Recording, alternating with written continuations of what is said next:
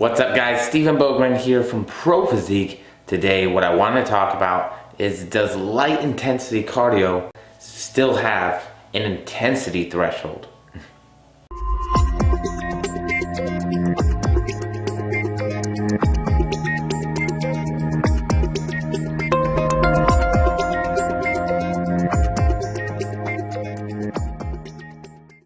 Alright, so what's up, everybody? How is everyone doing? I hope you're having a great week so far.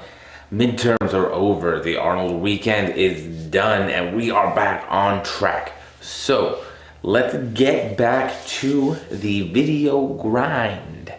YouTube, today I want to talk about, does light intensity cardio still have an intensity threshold?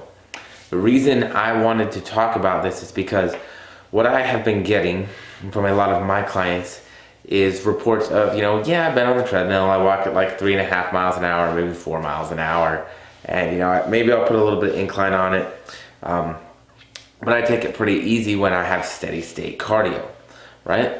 And so the way that I prescribe cardio is I base it on sort of this outline, so I don't give you necessarily a set heart rate, but what I'm basing mine on is the outline from something like a talk test.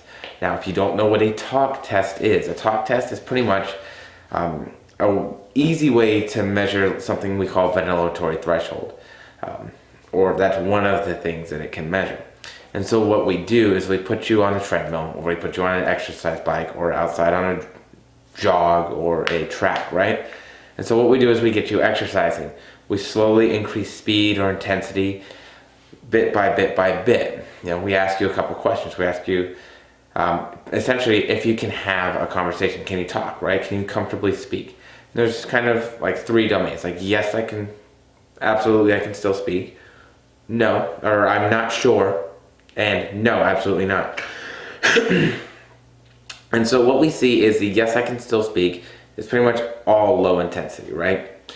That point where we get to, I'm not sure if I can still speak or not, that's where we see our ventilatory threshold 1 or our lactate threshold. So that's our line. So when we're at that I'm not sure spot, that separates like what we can do steady state, right? To what we can still do for a little bit of an extended amount of time, but really probably 20 to 30 minutes is going to be the maximal amount of time after going over that point or being at that point for too long, right?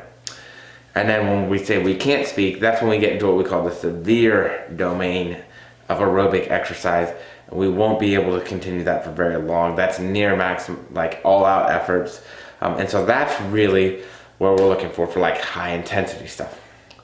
But let's talk about why I want my clients, and why I always recommend that you should be doing cardio closer to that I'm not sure area, right?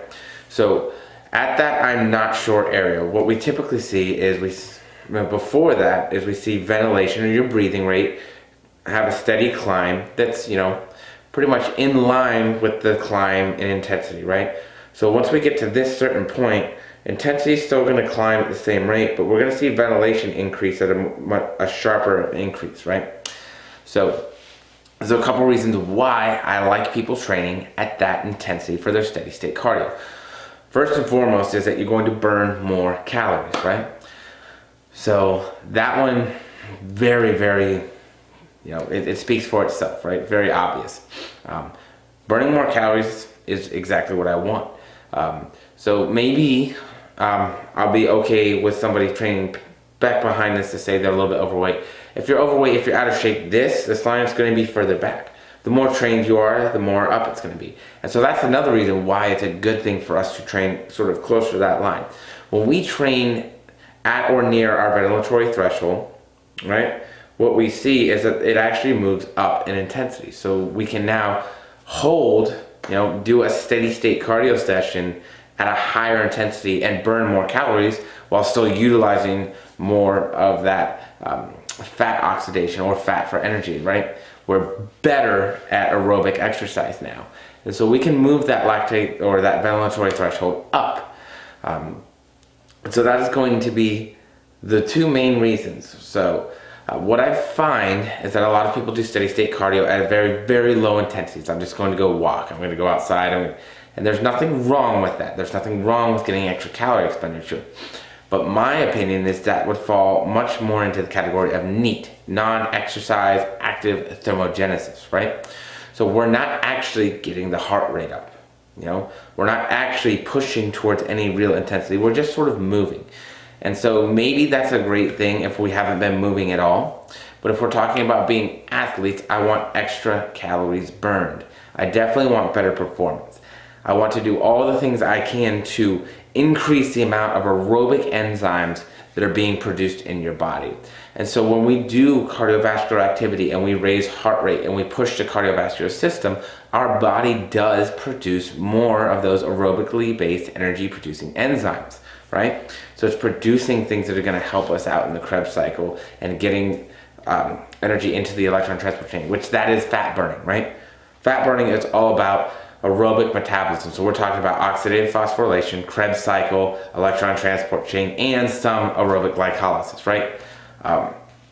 And so we want to make sure that we are making the most out of the time that we are putting in. And that is the big thing, the take-home message for today, is that I don't want you to do something that is going to be suboptimal. So obviously optimal doesn't exist, right? Good, better, best.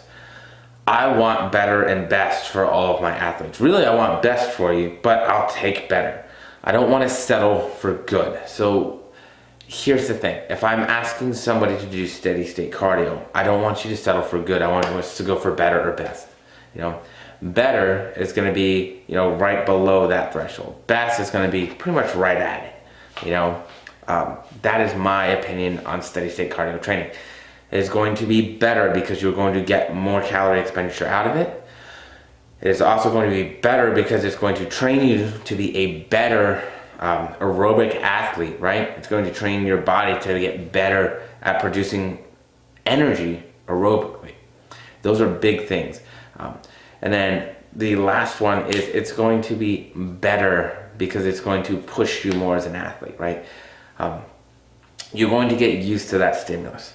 And so as physique athletes, we don't necessarily want to be doing a ton of cardio all the time. So if we're going to do cardio, we want to do it to the best of our ability, right? We know that HIIT cardio has its own set parameters, right? We know that HIIT cardio is all out. But I think very rarely we talk about intensity thresholds for steady state cardio. And some coaches will do this differently and they will give you heart rates, right? They'll give you a heart rate to shoot for. The reason that I don't like doing heart rate is simply because it changes from athlete to athlete, right? So heart rate, you know, simple, like you can do heart rate variability too, and there's different formulas to get heart rate. The easy one that most people use is just 220 minus your age, and then boom, that's your max heart rate, right? Another one takes your resting heart rate into consideration, right? So you take 220 minus your age, minus your resting heart rate, and then, you know, do whatever percentages of heart rate that you want them to work at and add resting heart rate back in. So because there's a little bit more variability in heart rate, I think that I like the talk test. See, I'm not sure if can have a conversation because it's very easy, right? It's a little bit subjective, but the research shows that it actually correlates very well to that ventilatory threshold. And so that's why I like using it for a couple of reasons. It's very easy to get. It doesn't cost you money to get it. And most people understand that very well. So that's all I want to talk about today, guys, is what is the threshold for aerobic activity for steady state cardio. That is what I like it at. Hopefully this helps you all out. Hopefully some of you all pick up the intensity a little bit, burn some extra calories this week, and make a little bit extra progress as well. So anyways, guys, that's going to be it from me.